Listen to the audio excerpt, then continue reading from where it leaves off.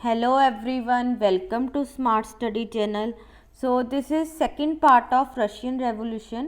इससे पहले हमारा फर्स्ट पार्ट आ गया है जिसमें हमने दिसंबर रिबेलियन ऑफ 1825 डिटेल से कवर किया था, राइट। हमने देखा था कि कैसे दिसंबर रिबेलियन होता है और फॉर द फर्स्ट टाइम जो है ज़ार के अगेंस्ट, जो किंग था रशिया में, उसके अगेंस्ट कॉन्फ्रंटेशन देखने को मिला, राइट। ठीक है, उसके बाद डिफरेंट थोड़ा रेवोल्यूशनरी ग्रुप्स बनना स्टार्ट हुए।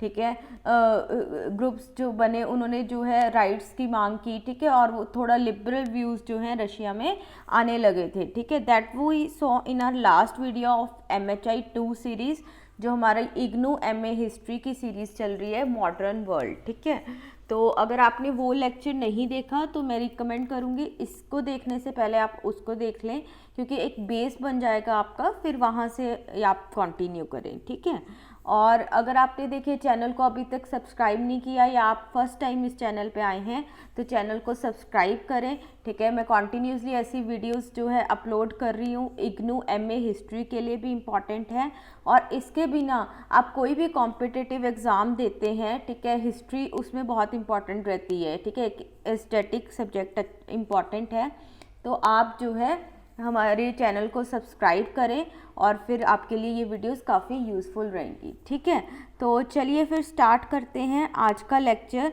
आज के लेक्चर में हम देखेंगे कि रशियन रेवोल्यूशन जो हुआ था 1917 में, जिसको सोशल रेवोल्यूशन भी बोला गया, जिसने ना सिर्फ रशिया पे इम्पेक्ट किया बट कि वर्ल्ड के डिफरेंट पार्ट्स में रशियन रेवोल्यूशन का इम्पैक्ट देखने को मिला।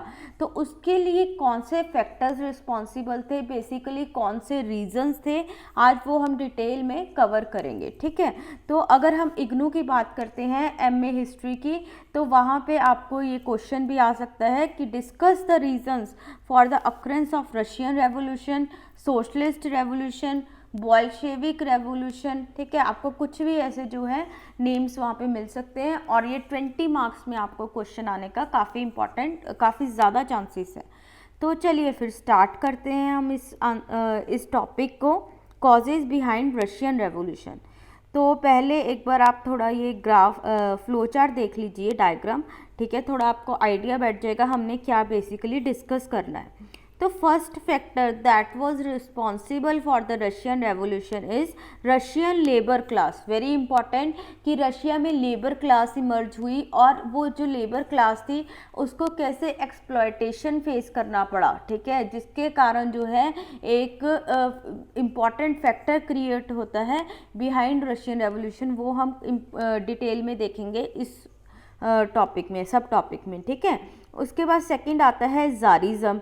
ठीक है, हमें पता है कि रशिया में ज़ार का रूल होता था, किंग का रूल होता था, तो उसके अंडर ऐसी क्या चीज़ें हुई, ठीक है, जिसने कंट्रीब्यूट किया रशियन रेवोल्यूशन को, वो आएगा अपना ज़ारिज़म के अंडर। ठीक है, देन थर्ड कम्स 1905 रेवोल्यूशन। देखिए रेवोल्यूशन सब होना स्टार्ट हो गई थी 1825 में, हमने बोला एक बिगनिंग हुई थी। उसके बाद जो है अलग अलग ग्रुप्स बने, रेवोल्यूशनरी ग्रुप्स बने। ठीक है, अभी मासेस भी धीरे धीरे इन्वॉल्व हो गए थे, तो क्या होने लगा था, छोटे छोटे रेवोल्यूशंस जो है वो होने लगी थी। ठीक है, तो 1917 के बाद तो ऐसे हो गया था कि ज़ार का रूल ही ख़त्म हो गया था, बट उससे पहले भी रेवोल्यूशंस हुई थी। हाँ, उन्हें थोड़ा सप्रेस कर दिया गया, बट उनका भी एक क्रूशियल इम्पैक्ट पड़ा था, जो कि एक जो है रशियन रेवोल्यूशन के लिए एक फैक्टर बनता है 1905 का रेवोल्यूशन। इसमें एक बहुत इंपॉर्टेंट इवेंट था, हम अभी डिटेल में देखेंगे भी, ब्लडी संडे। आप सब ने जब अपने स्कूल टाइम में या फिर अपने ग्रेजुएशन में इसको ज़रूर किया होगा, ब्लडी संडे। ठीक है, रशियन रेवोल्यूशन जब भी हम पढ़ते हैं तो ये एक इम्पॉर्टेंट टॉपिक आता है। ठीक है, तो अभी हम देखेंगे क्या हुआ था ब्लडी संडे को। उसके बाद नेक्स्ट आता है फर्स्ट वर्ल्ड वॉर। ये जैसे होता है ना कि लास्ट नेल इन द कफन, ये इस तरह से थी। ठीक है, जिसने जो है ज़ार के डाउनफॉल को, जो ज़ार की ख़त्म हो रही थी पावर, उसको और स्पीड अप कर दिया था। अभी ये हो गया था कि फर्स्ट वॉर के बाद तो बिल्कुल ही ऐसा हो गया था कि हाँ भाई, इसको अब जो है इसके रूल को, ज़ार के रूल को ओवरथ्रो करो और हमें यहाँ पे रेवोल्यूशन लेके आनी है, हमें यहाँ पे रशियन सोसाइटी में एक ट्रांसफॉर्मेशन लेके आनी है। ठीक है, तो वो हुआ था फर्स्ट वर्ल्ड वॉर में। देखेंगे ऐसे क्या प्रॉब्लम्स हुई थी, किस वजह से जो है पूरा जो अभी पावर थी जार की, ठीक है, उसका प्रेस्टीज था वो कैसे ख़त्म हुआ था फर्स्ट वर्ल्ड वॉर के कारण, ठीक है। तो चलिए स्टार्ट करते हैं, फिर हम इनको डिटेल में कवर करना।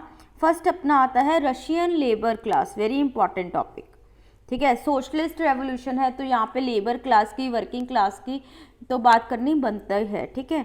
इससे पहले थोड़ा बैकग्राउंड देख लेते हैं पहले रशियन रेवोल्यूशन का।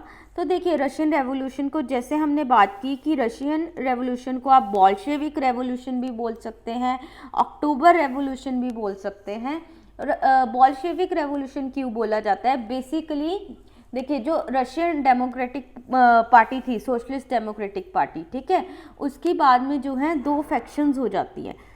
जो ये रशियन सोशलिस्ट डेमोक्रेटिक पार्टी थी, ठीक है, जो बेसिकली बनी रशिया में, ठीक है, डिमांड करने के लिए for the rights of workers, ठीक है, इसका दो पार्ट्स में डिवाइड हो जाती है। एक बनते हैं मेनशेविक्स, ठीक है, एंड दूसरे बनते हैं बॉल्शेविक्स।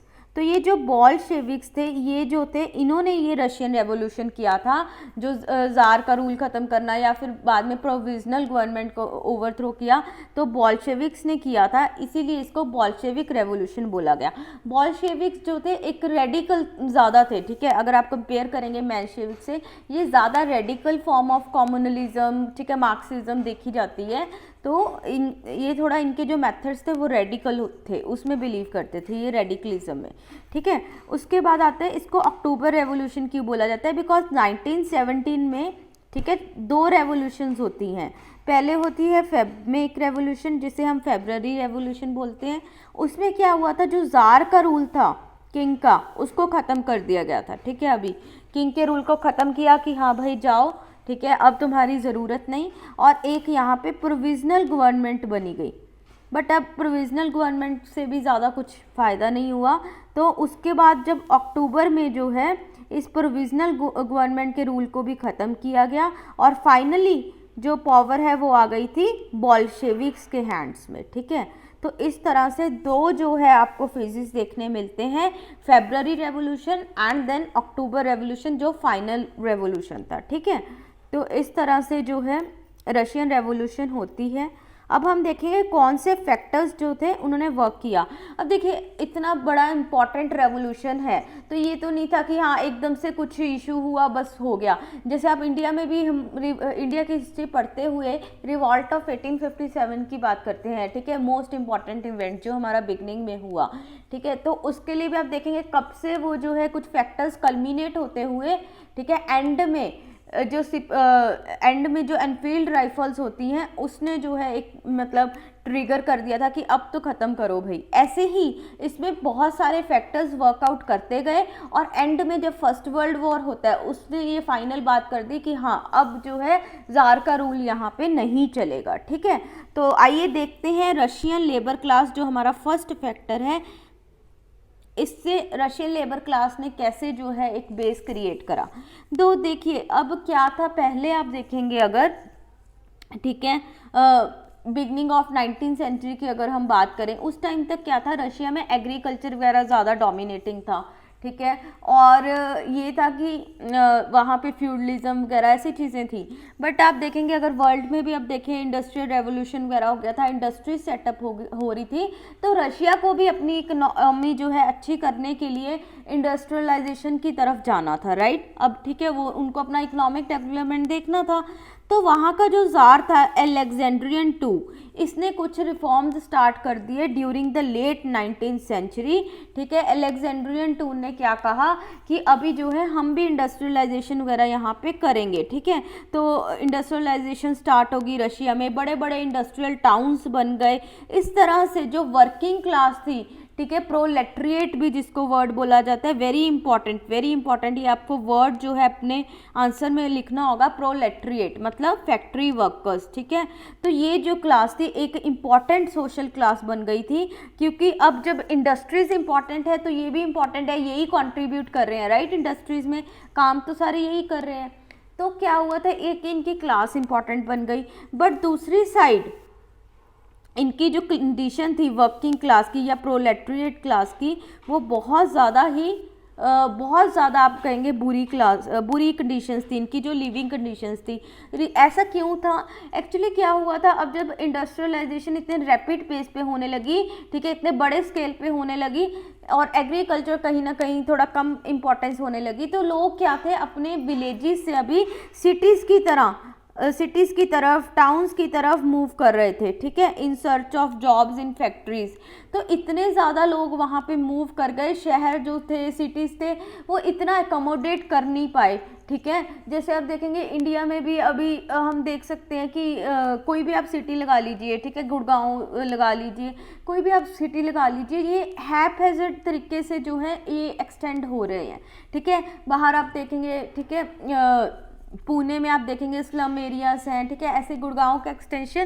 तो क्योंकि क्या है, लोग अब नए अलग अलग जगहों से इन सिटीज़ में आ रहे हैं, ठीक है, अपनी डेवलपमेंट के लिए, और एक हैप-हैज़र्ड मूवमेंट में इनका एक्सटेंशन हो रहा है। तो इस कंडीशन में क्या होता है, कुछ लोगों को प्रॉपर हाउसिंग नहीं मिलती, ठीक है, उनकी जो लिविंग कंडीशन है अच्छी नहीं होती, ठीक है। मुंबई में आप देखेंगे सबर्ब्स बने हुए हैं, तो वहाँ पे क्या रहता है, उनकी इवन सैनिटेशन कंडीशन, ठीक है, वो भी सही नहीं थी। तो इस तरह से लिविंग कंडीशंस बहुत ज़्यादा बुरी थी, इनटॉलरेबल लिविंग कंडीशंस थी, दो वो एक इम्पॉर्टेंट क्लास भी थे, ठीक है। तो ये कॉन्ट्राडिक्टरी हो गया ना, एक साइड पे उनकी हालत अच्छी नहीं थी, दूसरी साइड वो इम्पॉर्टेंट क्लास थे, ठीक है। इतनी इम्पॉर्टेंट थी कि आप देखेंगे 1914 में जो रशिया है ना, ठीक है, ये इन्होंने, ठीक है, स्टार्टिंग में इन्होंने लेट 19th सेंचुरी में इन्होंने इंडस्ट्रियलाइजेशन की तरफ मूव करना स्टार्ट किया, और बाय 1914 ये जो है 5th पावर बन गए थे अमंग द इंडस्ट्रियल नेशंस। जो भी इंडस्ट्रियल कंट्रीज थे उसके अमंग ये 5th नंबर पे आने लगे थे। तो किनकी कॉन्ट्रीब्यूशन से आ रहे थे, बेस किन्होंने रखा था, फैक्ट्री वर्कर्स ने, राइट, ठीक है। तो जब ये आपकी इकोनॉमी के लिए इतना इम्पॉर्टेंट है, तो इनको तो थोड़ी फैसिलिटीज़ देनी चाहिए थी, बट ऐसा नहीं हुआ, ठीक है। तो ठीक है, हमने देखा इनकी लिविंग क्लास जो कंडीशंस थी वो बिल्कुल भी सही नहीं थी। इसके साथ साथ इनके वेजेस, इनको जो सैलरीज मिलती थी वो भी बहुत कम थी उस टाइम पे। अगर हम कंपैरिजन करें ब्रिटिश वर्कर से, तो जस्ट उनका 25-30%, जस्ट 25 to 30% जो है इनकी सैलरीज होती थी, और दो इनको जो वर्क करना पड़ता था वो 15-15 घंटे, अराउंड 15 आवर्स अ डे इनको काम करना पड़ता था। तो हर तरफ से इनका एक्सप्लॉयटेशन हो रहा था, ना पैसा था, काम इतना ज़्यादा था, रहने को अच्छा इनको कंडीशंस नहीं थी, हाउसिंग प्रॉपर नहीं थी, सैनिटेशन नहीं थी। तो देखिए ये तो प्रॉब्लम की बात थी ना। आप जो आपकी इकोनॉमी में इतना कंट्रीब्यूट कर रहे हैं, अगर आप उनके लिए कुछ करेंगे नहीं, आप जस्ट इकोनॉमिक डेवलपमेंट चाहिए, ऐसा नहीं होता, राइट। तो इसलिए यहाँ पे जो लोग थे, वर्किंग क्लास थी, ये अब जो है अलेक्जेंड्रियन सेकंड इसके अगेंस्ट होने लगी थी, ठीक है। अभी आप देखें, ये पिक्चर देखें, ये पिक्चर में ये जो बंदा दिखा रहे हैं ये कौन है, अलेक्जेंड्रियन 2 जिसकी हम बात कर रहे हैं, इसको मार दिया गया फाइनली, ठीक है। एक ये वर्कर्स का ही रेवोल्यूशनरी ग्रुप बना था जिसने इसको असैसिनेट कर दिया, ठीक है, 1881 में, क्योंकि ये लोग परेशान हो गए थे ज़ार से। अब इनको जो है ज़ार से जो है ज़ार इनकी बात सुन नहीं रहा था, तो ये क्या करते, इन्होंने इसको असैसिनेट ही कर दिया, ठीक है। पीटर्सबर्ग में ज़ार को असैसिनेट किया गया। तो यहाँ से आपको दिख रहा है कि वर्किंग क्लास अभी कितनी ज़्यादा गुस्से में आना स्टार्ट हो गई थी। ये 1881 की बात है, और धीरे धीरे ये फैक्टर्स जो है इनका गुस्सा और बढ़ता गया, ठीक है।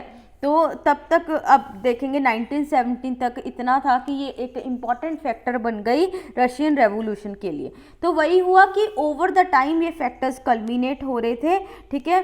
क्या जब मतलब अभी ऐसा होने लग गया था कि वर्कर्स ने, ठीक है, ओपनली अब अपने ग्रीवियंसेस वगैरह को जो है गवर्नमेंट के आगे रखने के लिए गवर्नमेंट सीधे साधे से तो सुनता नहीं था, ठीक है, जार वगैरह नहीं सुनते थे बात, तो इन्होंने जो है स्ट्राइक्स करना स्टार्ट किया, रेवोल्यूशनरी पार्टीज बन गई थी, जैसे सोशल डेमोक्रेटिक पार्टी बनी है ना, तो इस तरह से जो है अब ये ओपनली जो है अपने ग्रीवियंसेस को रखने लगे थे। स्टार्टिंग ये कहाँ से होती है कि हाँ हमें अपनी गवर्नमेंट को कॉन्फ्रंट करना है, ठीक है, ये गड़बड़ कर रहे हैं तो हम अपनी जो है व्यूज़ को रखें, ठीक है, हम भी जो है अपनी डिमांड्स को रख सकते हैं। कहाँ से हुआ हमने देखा, ओपनली कॉन्फ्रंटेशन 1825 में रिबेलियन से, ठीक है। तो उसके बाद जो है अब रशियंस ने कहीं ना कहीं लोगों ने सीख लिया था, वो लिबरलिज्म, लिबरल व्यूज वेस्ट से यहाँ पे आने लगे थे, इनको अब हो गया था कि हमें भी रिप्रेजेंटेशन चाहिए, ठीक है, और हम अपनी डिमांड्स जो हैं वो किंग के सामने ओपनली रखेंगे, ठीक है। तो उसके बाद देखिए फर्स्ट फैक्टर ये हुआ, सेकंड हुआ जारिज्म। अब किंग के अंडर क्या क्या ऐसी पॉलिसीज होगी थी, जो ये जार का इंस्टीट्यूशन ही था इस पे ही लोगों का ट्रस्ट जो है अब ख़त्म होने लगा था, राइट, ठीक है। तो यहाँ पे लेनिन बोलते हैं, लेनिन कौन थे, जिन्होंने बॉल्शेविक्स को लीड किया, ठीक है, during the revolution also French revolution, तो लेनिन ही थे जिन्होंने इसको लीड किया था। तो ये 1905 में बोलते हैं, 1905 में इन्होंने क्या बोला कि रशिया की एक वेल एस्टेब्लिश्ड डॉक्ट्राइन थी, एक उनका आइडिया होता था कि वननेस ऑफ जार, ठीक है, oneness of jar and people, end of people and jar, ठीक है। इसका क्या मतलब था कि जार और लोग जो हैं वो एक ही हैं, इनमें इतनी आपस में जो है ट्रस्ट है, ठीक है, इतना लोग जो है जार को मानते हैं, ठीक है, कि जार और लोगों और जार की वननेस है, उनमें यूनिटी है, उनमें ट्रस्ट है, ठीक है। तो लेनिन बोलते हैं कि अभी 1905 में ये बोलते हैं कि ये डॉक्ट्राइन अभी जो है वैलिड नहीं है, ठीक है, उसको डिसमेंटल कर देते हैं कि अब इस डॉक्ट्राइन का जो हमारे यहाँ पे रशिया में चलता आ रहा था अब इसका कोई वैल्यू नहीं है, क्योंकि अब ये टाइम आ गया था 1905 में कि लोगों के मन में अब जार के लिए एक अलग सा एलियनेशन आने लगा था, अब वो जो अपनापन वाली बात थी अब वो नहीं रही थी। ऐसा अब क्या क्या हो गया था देखिए 1905 में, इनके कुछ ग्रीवियंसेस थे, ठीक है, इनको रिप्रेजेंटेशन चाहिए थी लोगों को यहाँ पे, ठीक है, वर्किंग क्लास को, वो अपने ग्रीवियंसेस को रख रहे थे जार के आगे, बट जार सुनने को तैयार नहीं था, ठीक है। जार जो चेंजेस हो रहे थे रशियन सोसाइटी में, लिबरलिज्म आ रहा था, लोगों को रिप्रेजेंटेशन चाहिए थी, ठीक है, जार उनको नहीं एक्सेप्ट करा था, वो बहुत ज़्यादा रिजिड बना हुआ था, कंजर्वेटिव बना हुआ था, ठीक है, क्योंकि उसको डर था कहीं ना कहीं कि अगर मैं इसको एक्सेप्ट कर लूँगा तो क्या होगा, तो मेरा ही रूल ख़त्म होने लगेगा। अभी आप यहाँ से अगर आपने वो फर्स्ट लेक्चर देखा है इसका रशियन रेवोल्यूशन का, जिसमें हम 1825 रिबेलियन का बात करी थी, उसमें अगर आप देखेंगे जब मिलिट्री जो ऑफिशियल्स थे उन्होंने रिवॉल्ट करा, ठीक है, उस टाइम पे बाद में क्या हुआ था, जार निकोलस वन जो थे उन्होंने फिर उसके बाद इम्पॉर्टेंट मेजर्स लेनी स्टार्ट कर दी थी, स्पाइस वगैरह रखने कर दिए थे, अपना कंट्रोल और ज़्यादा स्ट्रिक्ट कर दिया था। क्यों किया था, क्योंकि उसको डर था कि कहीं जार का जो रूल है उसको ही कोई प्रॉब्लम नहीं हो जाए। सिमिलरली अब यहाँ पे जो किंग था जार निकोलस टू, ठीक है, उसमें निकोलस वन था, इसमें निकोलस टू। अब इसको ये था कि अगर मैंने इनकी बात सुन ली, मैंने यहाँ पे इनको रिप्रेजेंटेशंस देनी स्टार्ट कर दी, मैंने थोड़ा रिलैक्स हो गया, मैं मतलब ठीक है रूल रिलैक्स कर लिया अपना, तो इस तरह से जो है मैं ही खतरे में पड़ जाऊँगा, तो वो और स्ट्रिक्ट होने लगा था, ठीक है। तो अब जब ऐसी चीज़ें होने लगी, ठीक है, अब इसमें 1905 में ही हम बात करेंगे आगे, एक किस्सा अभी बात कर लेते हैं, चलिए। हाँ, तो 1905 में क्या हुआ था, अब जैसे लोगों ने अपने ग्रीवियंसेस रखने की बात करी थी, राइट, ठीक है, तो यहाँ पे एक जो है फादर थे, फादर जॉर्ज गैपन, ठीक है, फादर जॉर्ज गैपन ने 1905 में जनवरी 5 में एक पीसफुल डेमोन्स्ट्रेशन किया, ठीक है, कोई ज़्यादा हंगामे नहीं किए, एक पीसफुल डेमोन्स्ट्रेशन किया था उन्होंने वर्कर्स का सेंट पीटर्सबर्ग में, ठीक है, और इन्होंने निकोलस टू को बस इतना बोला कि जो वर्कर्स की कंडीशंस है प्लीज़ इनको इम्प्रूव कीजिए, आप इसके लिए कुछ करें, ठीक है, और एक पॉपुलर असेंबली को इस्टेब्लिश करें जिसमें लोगों की रिप्रेजेंटेशन हो, ये अपने जो है इनके कंसर्न्स हैं वो वहाँ पे रख सके, ठीक है, इतनी सी डिमांड की थी और कुछ ज़्यादा नहीं था। बट जो निकोलस टू है, अब वो इतना ज़्यादा मतलब वो हो रहा था कि यार ये क्या हो रहा है, मेरे ही रूल को खतरा हो रहा है। उसने बिना सोचे समझे उसने ट्रूप्स को बोला कि तुम ओपन फायरिंग यहाँ पे कर दो, और जिस वजह से जो है बहुत सारे, ठीक है, मोर देन 1000 ऑफ लोग जो है मारे गए थे। और इसी इवेंट को क्या बोला गया था, ब्लडी संडे, जिसकी अभी हमने थोड़ी देर पहले बात की थी 1905 में, राइट।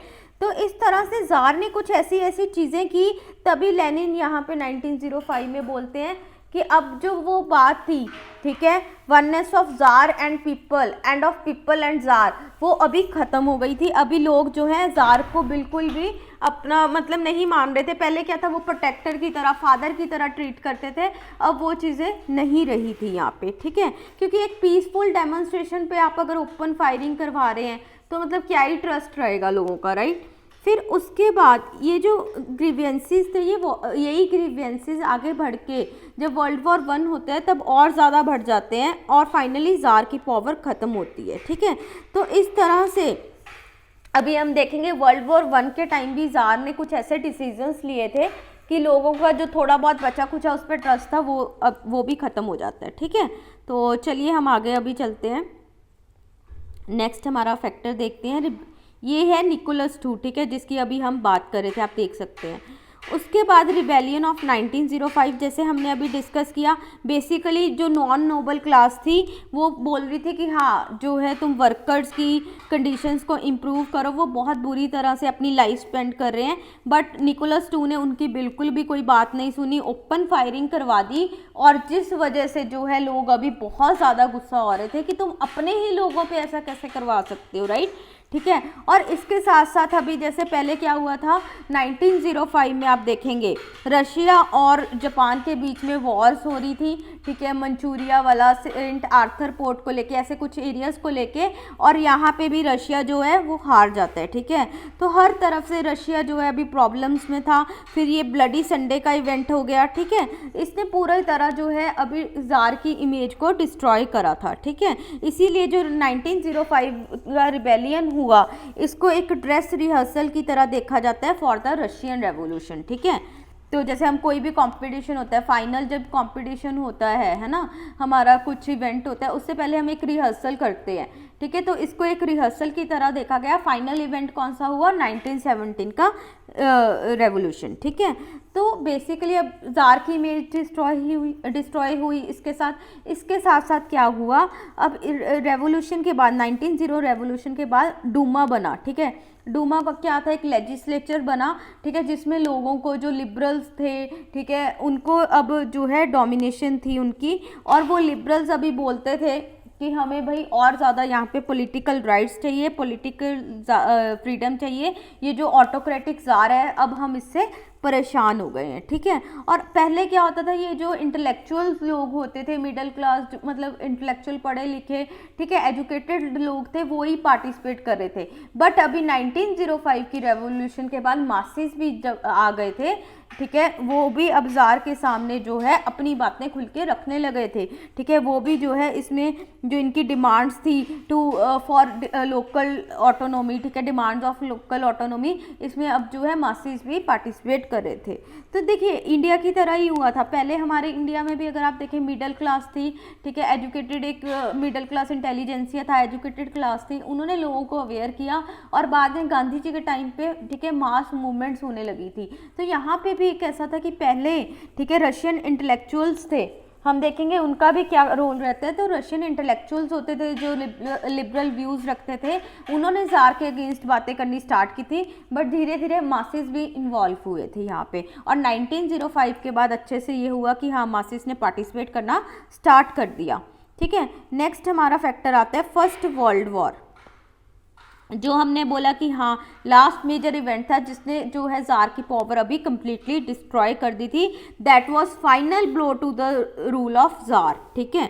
तो क्या होता है बेसिकली, जब फर्स्ट वर्ल्ड वॉर हो रही थी रशिया को बहुत ज़्यादा वॉर लॉसेस हो रहे थे, ठीक है, वो वॉर्स में हार रहे थे। उसके बाद जो है टर्की से बहुत ज़्यादा जो है टर्की के थ्रू ट्रेड वगैरह होता था, एक इम्पॉर्टेंट ट्रेड रूट था, बट टर्की ऑपोजिशन में था, ठीक है। तो उन्होंने 1914 में इनका जो है ट्रेड रूट भी वो कैप्चर कर लिया। वहाँ पे जो है अभी रशिया ट्रेड नहीं कर पाता था, तो इनका इकोनॉमिकली वहाँ पे बहुत लॉस हुआ। उसके बाद अब क्या हो गया था, वॉर के चलते एग्रीकल्चर में डिसरप्शन हो रही थी, क्योंकि सारे तो जो लोग थे उनको इन्होंने वॉर्स में भेज दिया कि हाँ तुम जाओ वहाँ पे लड़ाई करो, तो एग्रीकल्चर खेती बाड़ी कौन देखेगा, राइट, ठीक है। इस वजह से एग्रीकल्चर खराब हुआ, फूड शॉर्टेजेस होने लगी थी, बाकी वॉर में इतना खर्चा हो रहा था। तो ये सारे जो फैक्टर्स हुए इसके चलते बहुत ज़्यादा जो है महंगाई आ गई थी, इन्फ्लेशन आ गई थी, ठीक है। फॉर एग्जांपल आप देखेंगे 1914 से अगर कंपेयर करें 1917 में, तो जो कॉमन कॉमोडिटीज़ होती थी, इसेंशियल बेसिक चीज़ें थी, उनके प्राइजेस अराउंड 4 टाइम्स बढ़ गए थे, 4 गुना इंक्रीज हो गए थे। तो बहुत बड़ी बात थी ये, मतलब लोगों को वैसे ही पहले बुरी हालत है, आप पहले ही उनके जो है वेजेस वगैरह कम थे, उनकी कंडीशंस अच्छी नहीं थी, ऊपर से इतनी ज़्यादा महंगाई दे रहे थे, ठीक है। और ये जो प्रोलेटरिएट क्लास थी, ठीक है, वर्किंग क्लास थी, इनके जो मेजर मतलब इनके जो मेल मेंबर्स थे, सन थे इनके, ठीक है, तो उनको आपने लड़ाई करने के लिए भेजा हुआ है, तो कौन इनको अर्न करके देगा, राइट। तो इस तरह से जो है बहुत बुरी तरह जो है लोग इम्पेक्ट हो रहे थे फर्स्ट वर्ल्ड वॉर से। अब उनका एक जो है एंड वाला मतलब हाँ क्रूशियल पॉइंट बिल्कुल कि हाँ हम इसके बाद अभी टॉलरेट नहीं कर सकते, वो पॉइंट यहाँ पे आ गया था फर्स्ट वर्ल्ड वॉर में। और बहुत ज़्यादा अब जो है लोग प्रदर्शन करते हैं, ठीक है, स्ट्राइक्स वगैरह होती हैं बहुत ज़्यादा जो है ज़ार के खिलाफ, अब ओपनली लोग रिवॉल्ट करते हैं। तो फाइनली अब जो है ज़ार भी निकोलस II परेशान हो जाता है, ठीक है, वो अपना थ्रोन छोड़ देता है, एक्सेप्ट करता है वो चीज़ों को, क्योंकि क्या हुआ था गलती यहाँ पे जो फर्स्ट वर्ल्ड वॉर में ज़्यादा क्या हुई, ज़ार ने जो है आर्मी को पूरा अपने कंट्रोल में ले लिया था, ठीक है। तो इस वजह से लोग अब उसको और ज़्यादा जो है मतलब इनसिक्योर हो गए थे कि ज़ार तो जो है मतलब कुछ कर ही नहीं पा रहा, रशिया कॉन्टिन्यूसली वॉर्स में हार रहा है, ठीक है। तो क्या ये आर्मी की तरफ से क्या ऐसे डिसीजंस ले रहा है ज़ार, ठीक है। तो हमें तो कोई प्रोटेक्शन ही नहीं है, ज़ार मतलब हमें बाहर से भी हमारे पे हमले हो रहे हैं, एक्सटर्नल भी रशिया हार रहा है चीज़ों में, ठीक है, इंटरनली हमारी कंडीशंस इतनी बुरी हैं। तो ये बहुत बड़ी प्रॉब्लम रही थी, ठीक है, बहुत ज़्यादा बड़ी गलती हुई थी निकोलस II से इस टाइम पे। उसने जो है पूरा कंट्रोल आर्मी का अपने ही अंडर ले लिया कि हाँ सारे डिसीजंस मैं ही लूँगा, और वो इतना ज़्यादा इन चीज़ों को हैंडल नहीं कर पाया, ठीक है। इवन कई सोर्सेज में तो ऐसा भी है कि ज़ार जो होता है निकोलस II वो अपने कहीं किसी क्लोज फ्रेंड से, ठीक है, ये भी बात करता है कि मैं जो है ज़ारिज्म के लिए नहीं बना था, मतलब मेरे को जो है नहीं चीज़ों को अच्छे से डील करना आया, ठीक है। तो वो मतलब खुद इस चीज़ को एक्सेप्ट भी करता है, ठीक है। आप देखेंगे कई हिस्टोरिकल सोर्सेज में ये चीज़ मेंशन की हुई है, ठीक है। और एक बात और भी थी इसमें जो है मतलब जो ज़ार की वाइफ थी, ठीक है, एलेक्जेंड्रिया, वो भी बहुत ज़्यादा इंटरफेयर करती थी अफेयर्स में, ठीक है, स्टेट के। तो लोगों का भी जो ज़ार के इंस्टीट्यूशन पे ट्रस्ट था वो ही कम्प्लीटली शटर डाउन हो रहा था, ठीक है। तो इसी टाइम पे जो है फिर फर्स्ट वर्ल्ड वॉर के बाद अभी जो है रेवोल्यूशनरीज़ को चांस मिल गया था, क्योंकि सिविल अनरेस्ट इतना ज़्यादा हो गया था, उन्होंने जो है यहाँ पे पूरे रशिया की जो है ट्रांसफॉर्मेशन कर दी, यहाँ पे सोशलिस्ट रेवोल्यूशन हो गया, ठीक है। तो इस तरह से ये सोशलिस्ट रेवोल्यूशन होता है, और इसमें रशियन इंटेलेक्चुअल्स का भी बहुत ज़्यादा इंपॉर्टेंट रोल रहा है, हम वो भी डिस्कस कर लेते हैं। देखिए क्योंकि ऐसा ही होता है, अब जैसे इंडिया में था स्टार्टिंग से मासेस अवेयर नहीं थे, ठीक है, ब्रिटिशर्स क्या क्या कर रहे थे, कैसे हमारा जो है ड्रेन ऑफ वेल्थ हो रहा था, कैसे हम एक्सप्लॉयटेशन कर रहे थे, वो मासेस इतना ज़्यादा अवेयर नहीं थे, है ना, वो अपनी सफरिंग्स ज़रूर देख रहे थे, बट उनको नहीं था ऐसा अवेयरनेस, ठीक है। तो वो किसने किया, सबसे पहले मिडिल क्लास ने, ठीक है, जो हमारी एजुकेटेड क्लास बनी थी इंटेलिजेंसिया, उन्होंने किया, ठीक है, उन्होंने अवेयरनेस स्प्रेड की डिफरेंट मीडियम्स के थ्रू, और फिर बाद में जो है लोगों ने भी जो है पूरा पार्टिसिपेशन करा हमारी इंडियन नेशनल मूवमेंट में। तो सिमिलरली यहाँ भी पहले रशियन इंटेलेक्चुअल्स ने स्टार्ट किया था ठीक है। अब ये इंटेलेक्चुअल जो थे, इनका जो हम अलेक्जेंडर टू की हमने बात की थी, जिसने इंडस्ट्रियलाइजेशन वगैरह स्टार्ट किया रशिया में, उसके साथ भी बनती नहीं थी, क्योंकि उन्होंने जो रिफॉर्म्स करे थे ना, वो सिर्फ हाई टैक्स पेयर्स के लिए थे। ठीक है, हाई टैक्स पेयर्स के बेनिफिट्स के लिए थे। जो इकोनॉमिकली वेल ऑफ क्लासेस थे, उनके ही बेनिफिट्स को और मतलब इंक्रीज करने के लिए था। यहाँ कुछ भी जो है कॉमन लोगों के लिए नहीं किया गया था। तो तभी इंटेलेक्चुअल्स ने बोला कि हमें तो भाई यहाँ पे डेमोक्रेसी चाहिए, रिपब्लिकन फॉर्म ऑफ गवर्नमेंट चाहिए, हमें ये किंग का रूल नहीं चाहिए। ठीक है, तो उसी पॉइंट से जो है इनकी जार से नहीं बनती थी। फिर बहुत ज़्यादा रशियन राइटर्स ने, पोइट्स ने जो है कुछ ऐसे वर्क्स लिखने स्टार्ट कर दिए जिसमें ज़ार के अगेंस्ट जो है उन्होंने खूब लिखा। ठीक है, फॉर एग्जांपल यहाँ पे एक एग्जांपल आती है, टुर्गनेव करके जो है एक ऑथर थे, उनका नॉवल आया था फादर्स एंड सन्स। ठीक है, और इसमें इनका जो लीडिंग कैरेक्टर था यूगेन बेजरोव। ठीक है, यूगेन बेजरोव को जो है फर्स्ट बॉल्शेविक कंसीडर किया गया रशियन रेवोल्यूशन में। बेसिकली इसमें वही था कि कैसे जो है जो है सोशलिज्म आना चाहिए, और कैसे जो है क्लासेस जो है वर्किंग क्लासेस एक्सप्लॉइट हो रही हैं, और उनको ही रेवोल्यूशन करना होगा, जिससे जो है ये ज़ार का रूल ख़त्म हो सकता है। तो इस तरह से उसको इसलिए जो है यूगेन बेजरोव को फर्स्ट बॉल्शेविक की तरह कंसीडर किया गया। तो इस तरह के वर्क सब जो हैं इंटेलेक्चुअल्स डेवलप कर रहे थे, और इनसे क्या हुआ, धीरे धीरे सोशल डेमोक्रेसी अब आने लगी। ठीक है, इसके लिए जैसे कुछ इनिशिएटिव्स लिए गए। फॉर एग्जांपल प्लेखानोव थे, उन्होंने फर्स्ट मार्क्सिस्ट ग्रुप जो है रशिया में ऑर्गेनाइज करा इन 1880। ठीक है, ऐसे अब जो ग्रुप्स बन रहे थे, ये लोगों में अवेयरनेस स्प्रेड करने लगे। ठीक है, तो वही अब लोग जो है वो जागरूक हो रहे थे। फिर जो लेनिन थे बोल्शेविक के लीडर, राइट, ठीक है, उन्होंने ही बोला कि भाई जो ये वर्कर्स और पीजेंट्स हैं, सिर्फ इनकी ही रेवोल्यूशन जो है वो सोशलिज्म को अचीव कर सकती है, वही जो है वो ज़ार का रूल ख़त्म कर सकती है।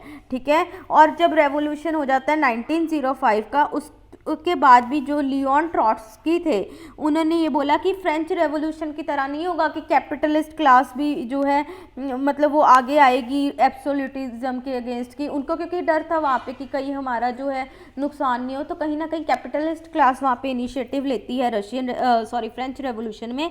बट यहाँ पे लियोन ट्रॉट्स्की ने बोला कि ऐसा हमारे यहाँ पे केस नहीं है। यहाँ पे अगर हमें जो ज़ार का एब्सोल्यूट रूल है उसको ओवरथ्रो करना है, तो कौन कर पाएगा, working class, that is socialism. ठीक है, सोशलिज्म, कम्युनिज्म, वो वाली बातें अब यहाँ पे होने लगी थी। तो कौन ये सारी बातें लेके आया, इंटेलेक्चुअल्स लेके आए, जो ऑलरेडी वेस्टर्न आइडिया से इन्फ्लुएंस हो चुके थे। ठीक है, वर्किंग क्लास की बात हो रही थी, मार्क्सिज्म, कार्ल मार्क्स, ठीक है, उनसे सबसे जो है इन्फ्लुएंस होके यहाँ पे इन्होंने रशियन रेवोल्यूशन की बात की। और उसके बाद आप देखेंगे ये जो रशियन रेवोल्यूशन हुआ, इसका इम्पैक्ट ना सिर्फ रशिया में हुआ बल्कि डिफरेंट कंट्रीज में हुआ। ठीक है, तो इस तरह से इवन इंडिया में भी हम इसका इम्पैक्ट देखा गया। ठीक है, तो वो जो इम्पैक्ट है रशियन रेवोल्यूशन का, वो हम नेक्स्ट लेक्चर में डिस्कस करेंगे अच्छे से। आज हमने पूरे डिटेल में इनके कॉजेज़ जो हैं वो कवर कर लिए हैं। अगर अभी भी आपको इसके रिलेटेड कोई डाउट है, कुछ आपको इसमें हेल्प चाहिए टॉपिक में, आप कमेंट सेक्शन में मेंशन कर सकते हैं। ठीक है, बाकी इसके बिना अगर आपको कुछ स्टडी मटेरियल, नोट्स की हेल्प चाहिए इग्नू की MA हिस्ट्री की, तो आप जो है आप हमारे टेलीग्राम ग्रुप या व्हाट्सएप ग्रुप को ज्वाइन कर सकते हैं। ठीक है, वहाँ पे आप मेंशन कीजिए तो वो मैं आपको वहाँ पे बता दूँगी। ठीक है, उसके बाद अगर आपको मेरे चैनल मतलब अच्छा लग रहा है, ठीक है, वीडियोस अच्छी लग रही हैं, आपके लिए यूज़फुल हो रही हैं, तो प्लीज़ चैनल को सब्सक्राइब करें, लाइक करें, कमेंट करें। ठीक है, शेयर करें अपने फ्रेंड्स के बीच में मैक्सिमम जितना हो सकता है, क्योंकि ये मेरे लिए भी मोटिवेटिंग रहता है कि हाँ फिर मैं आपके लिए और ज़्यादा जो है अच्छी वीडियोस लेके आऊँ। ठीक है, तो चलिए फिर मिलेंगे हम नेक्स्ट लेक्चर में। Till then be safe, be happy, अच्छे से पढ़ाई कीजिए। मिलते हैं नेक्स्ट लेक्चर में। Thank you, bye bye.